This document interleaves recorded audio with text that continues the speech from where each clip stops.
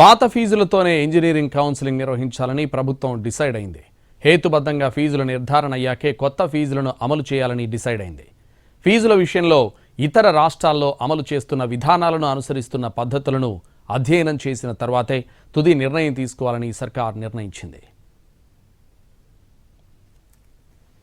Engineering counselling ను ప్రస్తుతానికి పాత ఫీజులతోనే కొనసాగించాలని తెలంగాణ సర్కార్ నిర్ణయించింది. 2025-26 విద్యా సంవత్సరానికి ఇంజనీరింగ్ ప్రవేశాలు చేపట్టాలంటే వచ్చే 3 ఏళ్ల బ్లాక్ పీరియడ్ కు కొత్త ఫీజులు ఖరారు చేయాల్సి ఉంది. అయితే కాలేజీలు ఇచ్చిన నివేదికలు ఏఎఫ్ఆర్సీ నిర్ణయించిన ఫీజులపై ప్రభుత్వం అభ్యంతరం తెలిపింది. ఫీజుల నిర్ధారణ సరిగ్గా లేదని స్పష్టం చేసింది. సీఎం రేవంత్ రెడ్డి సైతం ఇంజనీరింగ్ కళాశాలల ఫీజులపై లోతుగా అధ్యయనం చేయాలని, ఆలస్యమైన ఇబ్బంది లేదని విద్యాశాఖ అధికారులకు స్పష్టం చేశారు.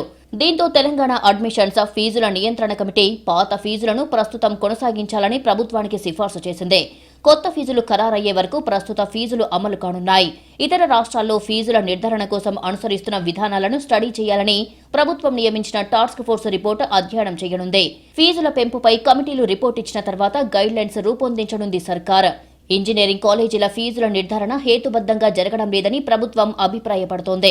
ఫీజులు ఆమోదయోగ్యంగా వాస్తవాలకు దగ్గరగా ఉండడం లేదని, కొన్ని కాలేజీల్లో 90% ఫీజు పెంచారని అంటోంది. లాభాపేక్ష లేకుండా విద్యను అందించాలని, 10% వరకు లాభం ఓకే అన్నది ప్రభుత్వం వాదన. కొన్ని కాలేజీలు ప్రకటనల కోసమే లక్షలు ఖర్చు చేస్తున్నాయని చెబుతోంది. విద్యార్థుల ఫీజు రియంబర్స్మెంట్ కోసం కొన్ని కాలేజీలు నడుస్తున్నాయని ప్రభుత్వం వాదిస్తోంది.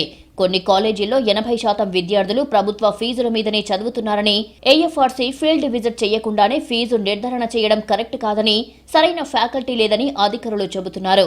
ఇలాంటి పరిస్థితుల్లో ఏది పరిగణలోకి తీసుకోకుండా కాలేజీలు ఇచ్చే ఆడిట్ రిపోర్టుపైనే ఫీజుల పెంపు ఎలా అంగీకరిస్తామని ప్రశ్నిస్తున్నారు.